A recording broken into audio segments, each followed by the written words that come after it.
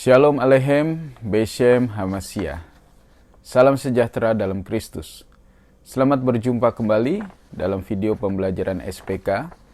Dan di video ini kita akan belajar dari materi bab 3 mengenai baptisan air. Saudara, kita harus mengerti apa yang Yesus katakan ketika dia berkata, "Baptislah mereka dalam nama Bapa dan Anak dan Roh Kudus." Yaitu di Matius 28 ayat yang ke-19. Selama ini mungkin kita atau beberapa orang memandang baptisan hanya sebagai sebuah upacara gereja atau ritual gereja untuk seseorang diterima sebagai anggota gereja, sebagai menjadi orang Kristen. Tetapi sesungguhnya baptisan air bukan sekedar hal-hal seperti itu. Saudara, baptisan air harus dialami setiap orang yang percaya. Mengapa? Mengapa baptisan itu penting? Romawi 1 daripada bab 3 ini akan membahas mengapa baptisan itu penting. Ada beberapa alasan yang membuat baptisan menjadi penting. Sedikitnya ada dua hal yang penting, saudara. Yang pertama, baptisan adalah perintah Tuhan. Sekali lagi, baptisan adalah perintah. Sudah jelas dalam Matius pasal 28 ayat 19, yang ditulis juga dalam Markus 16 ayat 15. Dia berkata, Yesus mendekati mereka dan berkata, "Kepadaku telah diberikan segala kuasa di sorga dan di bumi." Ayat 19, "Karena itu, pergilah, jadikanlah semua bangsa muridku dan baptislah mereka dalam nama Bapa dan Anak dan Roh Kudus." Saudara, ayat dalam Matius 28 ayat 19 dan Markus 16 ayat 15, dua ayat ini sudah dikenal sebagai amanat agung Kristus, yaitu sebuah perintah sebelum dia naik ke sorga. Perintah yang diberikan kepada para rasul, yang kemudian juga diteruskan kepada murid-murid yang lain, untuk Injil diberitakan. Dan jika ada yang meresponi dan percaya, maka mereka harus dibaptis dalam nama Bapa dan Putra dan Roh Kudus. Jadi ini adalah sebuah perintah, dan kita tahu bahwa setiap perintah dalam Alkitab sepatutnya dan seharusnya dilakukan. Ada konsekuensi jika dilakukan dan ada konsekuensi jika tidak dilakukan. Karena baptisan adalah sebuah perintah, maka lakukanlah apa yang Tuhan perintahkan. Ini bukan usulan, ini bukan ide, ini bukan pilihan, tetapi ini adalah sebuah perintah. Bagi mereka yang mendengar berita Injil dan percaya pada berita itu, mereka harus dibaptiskan. Jadi alasan mengapa baptisan penting, yang pertama, baptisan adalah perintah. Perintah dari siapa? Perintah daripada Tuhan kita, Yesus Kristus, Yeshua Hamashiach. Yang kedua, saudara, mengapa baptisan penting? Sebab Yesus sendiri dibaptis sebagai teladan. Kita tahu bahwa sebagai anak tunggal Bapa, dia lahir dalam kesempurnaan dan sesungguhnya dia tidak membawa dosa. Sebab Yesus bukan lahir dari benih manusia. Dia bukanlah ben Adam, dia ben Elohim. Jadi tidak ada dosa yang dibawa melalui kelahirannya di dunia ini. Namun demikian, karena dia lahir dalam tubuh manusia, dia harus memberi teladan kepada kita semua bahwa baptisan itu harus dilewati oleh setiap manusia. Itu sebabnya dalam Matius pasal 3 ayat 13 dan 15, kita akan melihat sebentar Matius pasal 3 ayat 13 dan ayat 15. Ayat 13, "Maka datanglah Yesus dari Galilea ke Yordan kepada Yohanes untuk dibaptis olehnya." Ayat 14, "Tetapi Yohanes mencegah dia, katanya, 'Akulah yang perlu dibaptis olehmu, dan engkau datang kepadaku.'" Ayat 14 ini menggambarkan dengan jelas bahwa dalam pandangan Yohanes, Yesus tidak perlu dibaptis, saudara. Justru Yohaneslah yang harus dibaptis oleh Yesus. Tetapi Yesus menjawab, ayat yang ke-15, lalu Yesus menjawab katanya kepadanya, biarlah hal itu terjadi, karena demikianlah sepatutnya kita menggenapkan seluruh kehendak Bapa. Dan Yohanes pun menurutinya. Jadi Yesus memberikan sebuah pengajaran, teladan. Ini pengajaran yang pertama, saudara. Yaitu memenuhi kehendak Bapa. Saudara, semua yang Anda lakukan tidak akan genap sebelum Anda dibaptiskan. Sebab baptisan adalah memenuhi semua kehendak Bapa. Bagian dari kehendak Bapa adalah kita dibaptis. Artinya jika kita tidak dibaptis, kita tidak memenuhi kehendak Bapa. Jadi alasan yang kedua, sebab Yesus pun dibaptis, maka kita yang mau menjadi serupa dengan Kristus tentu harus dibaptis. Dan yang ketiga, saudara, baptisan adalah bagian dari keselamatan. Coba kita perhatikan ayat yang tadi kita baca, Yohanes 28, ayat yang ke Markus 16 saja, saudara ya. Kita membaca Markus 16 ayat yang ke-15. Markus 16 ayat yang ke-15 berbunyi demikian. Lalu ia berkata kepada mereka, pergilah ke seluruh dunia, beritakanlah Injil kepada segala makhluk. Siapa yang percaya dan dibaptis, sekali lagi, siapa yang percaya, artinya ada orang-orang yang tidak percaya tentunya. Siapa yang percaya, yaitu Anda dan saya, dan dibaptis, akan diselamatkan. Saudara, perhatikan baik-baik. Siapa yang percaya tidak langsung diselamatkan dan dibaptis. Artinya baptisan adalah bagian daripada keselamatan. So ini sesuatu yang sangat penting, saudara. Yang membuat baptisan menjadi sangat penting sebab tidak mungkin orang diselamatkan jika tidak dibaptiskan. Begitulah kira-kira makna daripada ayat yang barusan kita baca. Sama seperti 1 ditambah 1 sama dengan 2. Jika 1 ditambah 0, tidak mungkin menjadi 2. Sudah mengerti ya? Jadi, baptisan adalah bagian dari keselamatan. Jadi itu Romawi 1 yang membahas mengapa baptisan penting. Kita masuk di Romawi 2. Hal apakah yang terjadi saat orang percaya dibaptis? Kita harus tahu bahwa ketika kita dibaptis, yang terjadi adalah bukan sekedar kita basah kuyup karena ditenggelamkan di dalam air di kolam baptisan. Tetapi ketika seorang dibaptis, ada sesuatu yang dahsyat sesungguhnya yang terjadi yang tidak dapat dilihat oleh mata kita, tidak kasat mata kita. Tetapi ini hal yang sangat penting dalam kehidupan rohani kita. Kita melihat dalam Roma pasal 6, saudara. Ayat yang ketiga, Paulus berkata demikian. Atau tidak tahukah kamu bahwa kita semua yang telah dibaptis dalam Kristus telah dibaptis dalam kematiannya? Jadi yang pertama, yang terjadi waktu Anda dibaptis bukan sekedar basah kuyup, tetapi Anda mati. Memang tubuh kita masih hidup, tetapi hidup kita yang lama itu mati. Hidup yang mana? Hidup yang kita dapatkan dari kelahiran kita yang pertama lewat kandungan ibu kita. Di mana kita lahir dari benih seorang manusia. Dan kita membawa warisan dosa yang diwariskan oleh Adam ribuan tahun. Itulah yang mati. Itulah yang mati bersama dengan baptisan dalam Kristus. Jadi pertama yang terjadi dalam hidup kita ketika kita dibaptis adalah kita mati. Artinya kita dilepaskan, saudara. Anda harus percaya waktu Anda dibaptis, Anda dilepaskan dari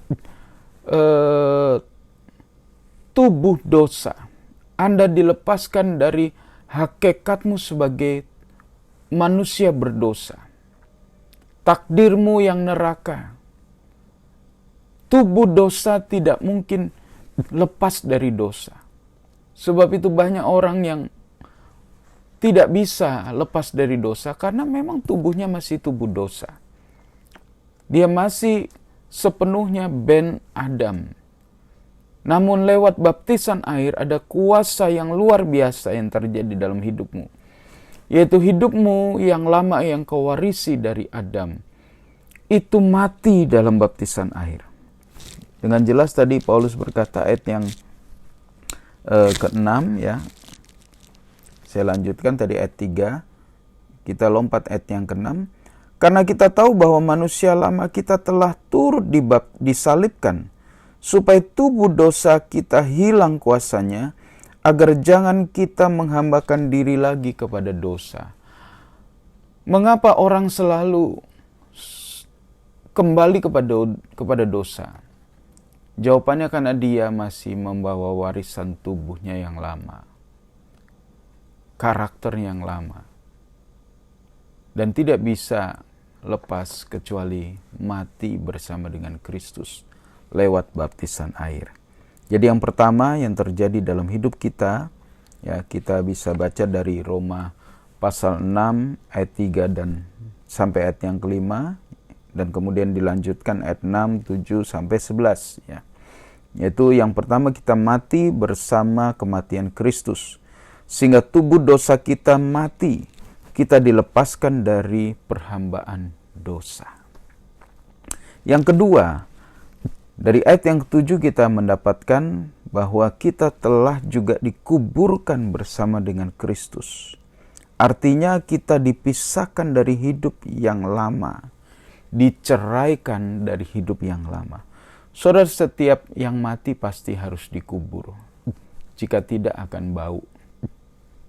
Artinya Anda bukan sekedar mati, tapi hidupmu yang lama dikuburkan.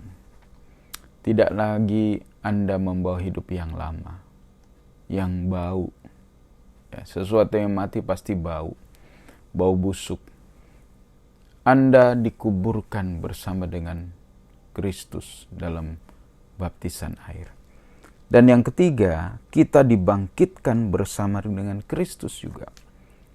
Sebagaimana Kristus setelah mati dan kuburkan, dia bangkit pada hari yang ketiga.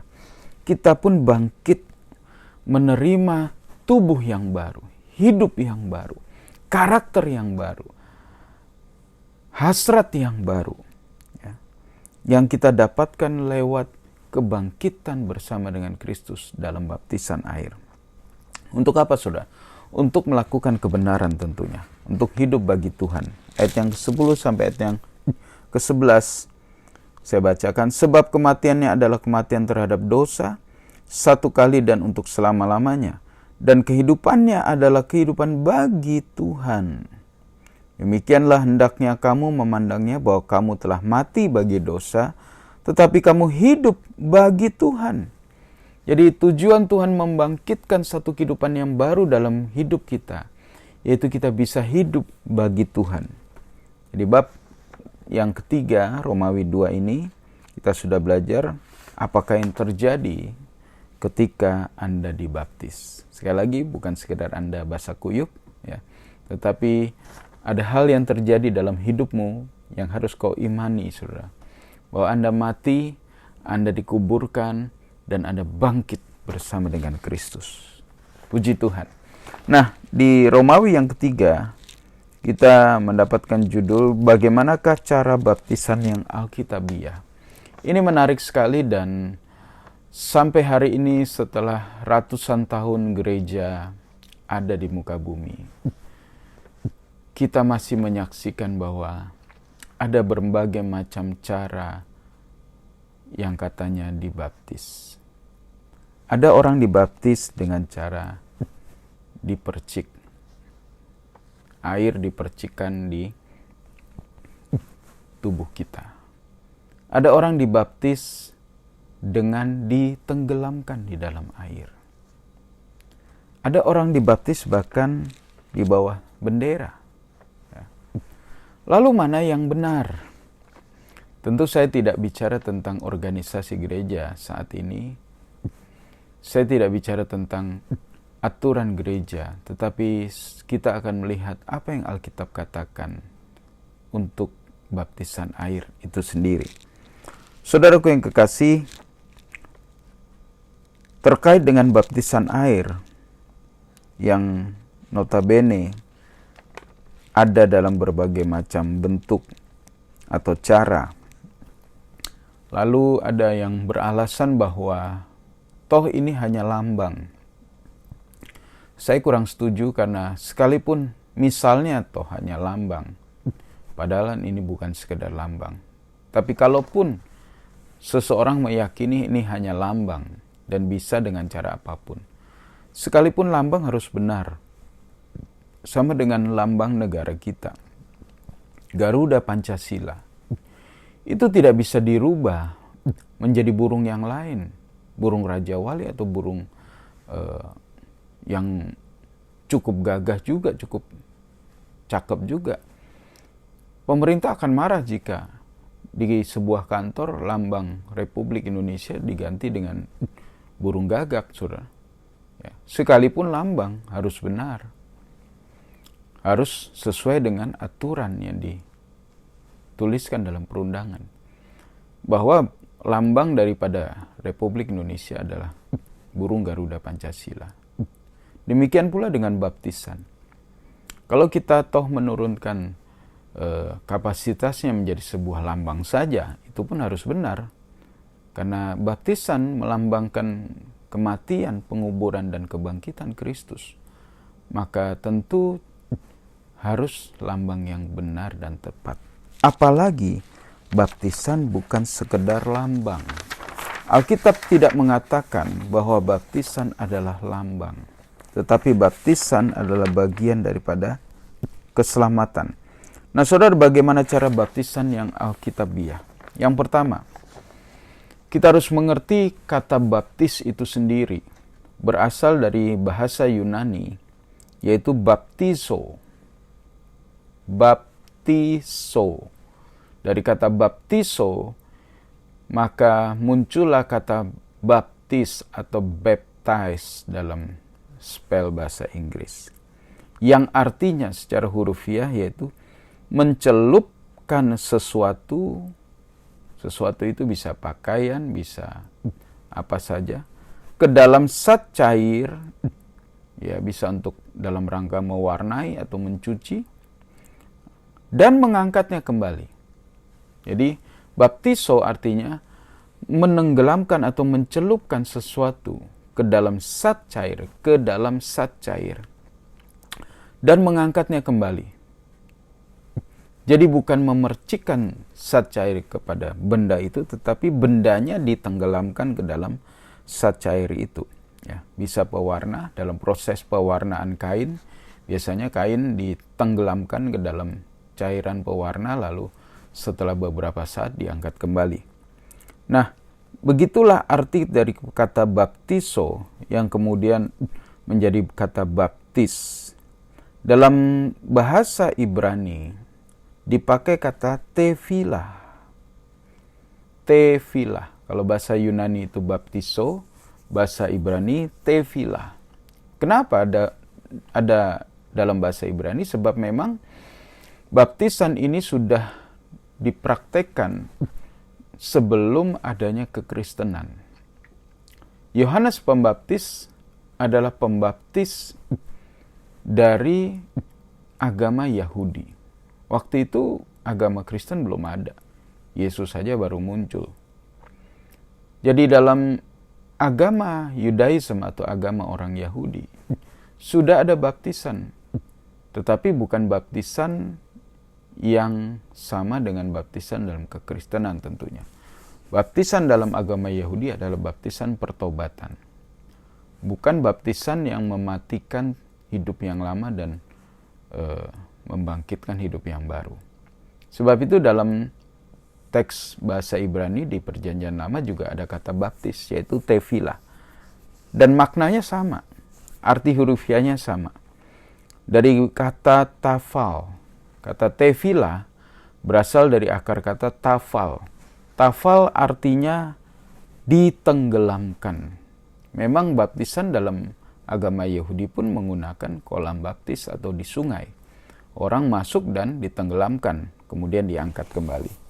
Jadi dari sisi hurufiahnya, dari kata baptis itu sendiri kita tidak bisa lari. Kata baptis artinya ya ditenggelamkan, dicelupkan. Itu yang pertama. Yang kedua, Alkitab menunjukkan beberapa peristiwa yang adalah gambaran cara Tuhan membaptis. Yang pertama, saya sebut dua aja. Yang pertama yaitu pada saat peristiwa air bah di zaman Nuh, di mana seluruh bumi, bukan satu dua orang, tapi seluruh bumi dibaptis dalam rangka mematikan orang-orang berdosa dan menyelamatkan orang-orang benar. Dalam 1 Petrus 3, kita melihat ayat itu dalam 1 Petrus pasal yang ketiga, ayat yang ke-20, Petrus mengatakan seperti ini. 1 Petrus 3 ayat yang ke-20 dan 21. Yaitu kepada roh-roh mereka yang dahulu pada waktu Nuh tidak taat kepada Tuhan, ketika Tuhan tetap menanti dengan sabar waktu Nuh sedang mempersiapkan bahteranya, di mana hanya sedikit, yaitu 8 orang yang diselamatkan oleh air bah itu. Jadi dalam peristiwa air bah itu, ada yang mati, ada yang selamat. Ya. Ayat 21, juga kamu sekarang diselamatkan oleh kiasannya, yaitu baptisan. Maksudnya bukan untuk membersihkan kenajisan jasmani, melainkan untuk memohonkan hati nurani yang baik kepada Tuhan oleh kebangkitan Kristus. Jadi jelas, baptisan pada zaman perjanjian lama, jauh di awal daripada Alkitab digambarkan lewat peristiwa air bah pada zaman Nuh. Ya. Jadi seluruh bumi tenggelam ke dalam air bah. Yang muncul hanyalah orang-orang benar, yaitu Nuh. Itu yang pertama. Peristiwa yang kedua, yaitu ketika Israel menyeberang Laut Merah atau Laut Kulsum, di mana mereka masuk ke dalam laut, yaitu laut yang sudah dibelah oleh Tuhan. Tentu harus dibelah dulu. Kalau tidak, ya semuanya pasti mati. Dalam 1 Korintus pasal yang ke-10 ayat 1 dan 2, mari kita lihat.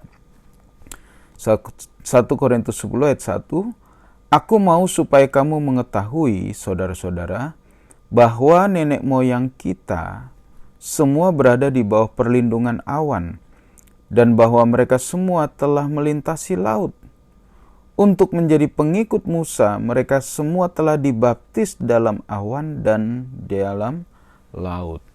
Jadi peristiwa ini menggambarkan atau disetarakan dengan peristiwa baptisan. Artinya dari dua peristiwa ini kita mengerti bahwa cara pembaptisan yang alkitabiah. Ya. Jadi saya sekali lagi tidak bicara tentang organisasi atau sinode, saya bicara yang alkitabiah. Yang alkitabiah adalah ditenggelamkan sesuai dengan kata baptiso dan tefila yang artinya ditenggelamkan. Mari kita dibaptis dengan cara yang alkitabiah. Dan bagian terakhir dari bab 3 yaitu Romawi 4, siapakah yang boleh dibaptis? Siapakah yang boleh dibaptis? Apakah semua boleh dibaptis? Mari kita lihat Markus 16 ayat yang ke-15. Kita melihat lebih dahulu Markus 16 ayat yang ke-15. Ayat 15, Markus 16 ayat 15 dan 16. Lalu ia berkata kepada mereka, pergilah ke seluruh dunia, beritakanlah Injil kepada segala makhluk.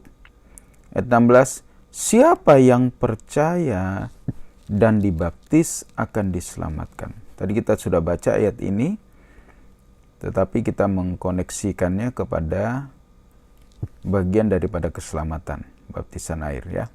Tetapi dari ayat ini juga kita mengerti bahwa orang yang dibaptis adalah orang yang percaya.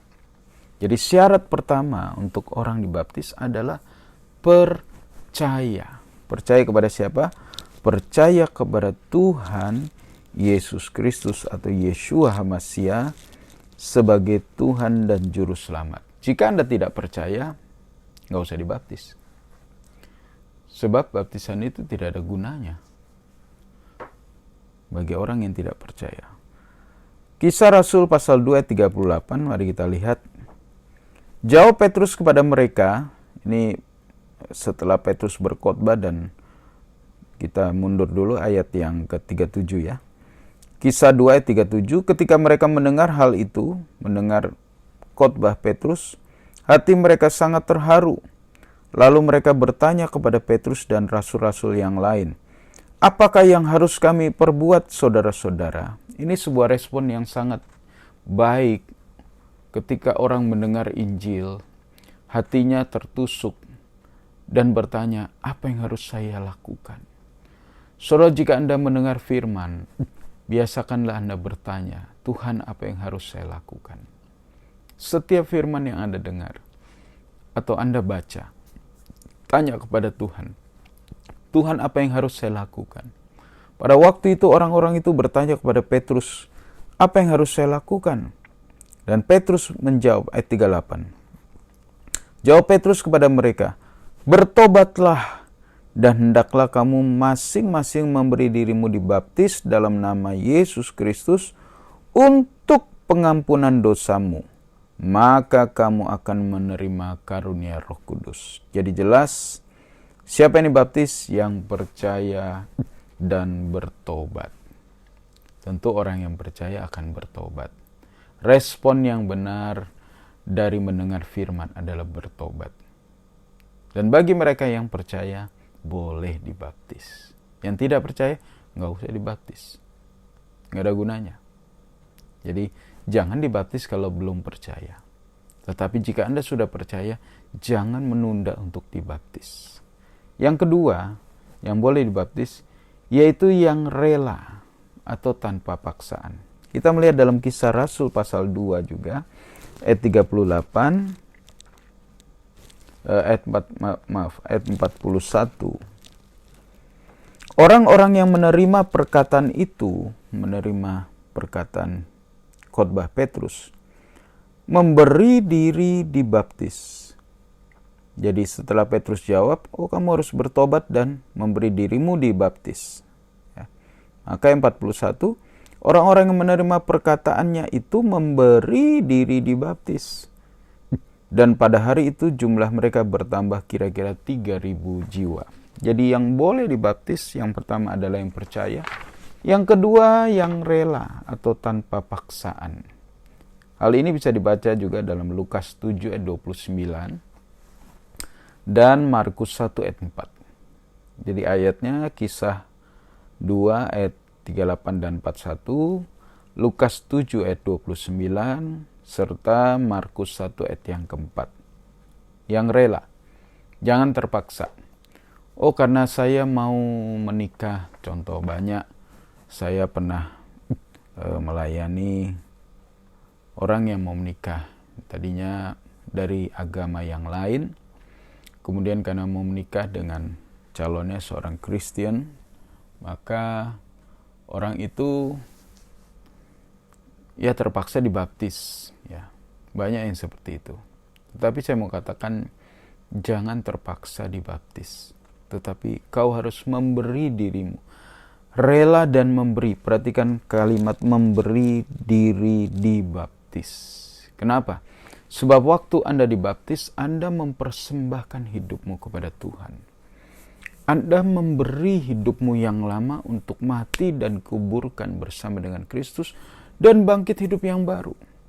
Dan kita tahu memberi harus dengan tulus, harus dengan rela, tidak boleh dipaksa.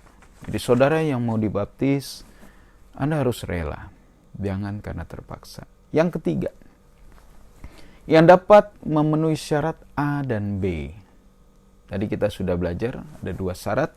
Yang pertama sudah percaya, yang kedua rela tanpa paksaan. Yang ketiga, yang bisa memenuhi syarat 1 dan 2. Artinya apa? Artinya bukan anak kecil. Jadi yang bisa memenuhi syarat 1 dan 2, yaitu percaya dan rela, adalah mereka yang sudah akil balik, sudah lepas dari masa yang disebut anak atau anak-anak. Ya. Biasanya mulai umur 12 atau 13 bagi pria, maka sudah mengalami akil balik, sudah melepaskan diri dari sifat kekanak-kanakan. Itu sebabnya saya tidak membaptis anak kecil. Di Alkitab juga tidak ada pembaptisan untuk anak kecil. Hanya dibaptis orang yang percaya dan bertobat atau memberi diri dibaptis. Saudara, kita sudah belajar jadi bab 3 tentang baptisan air, mengapa baptisan itu penting, hal apa yang terjadi saat Anda dibaptis, bagaimana cara baptisan yang alkitabiah, dan siapakah yang boleh dibaptis.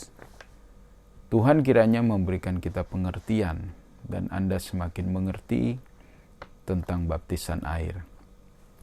Sehingga Anda yang dibaptis, Anda mengalami sesuatu yang luar biasa. Tuhan kiranya memberkati. Kita berdoa. Bapa di sorga, terima kasih buat kebenaran firman-Mu yang sudah kami dengar. Kami mengerti bahwa baptisan adalah sesuatu yang sangat penting bagi hidup kami. Bahkan kami tidak bisa diselamatkan jika kami tidak dibaptis. Bapa, kiranya firman-Mu tertanam dalam setiap hati mereka yang mendengarkannya. Kami mengucap syukur dan menundukkan hati pikiran kami untuk diselamatkan. Terpuji nama-Mu dalam nama Tuhan kami Yesus Kristus, Yeshua Masiah. Kami sudah berdoa dan mengucap syukur. Haleluya. Amin.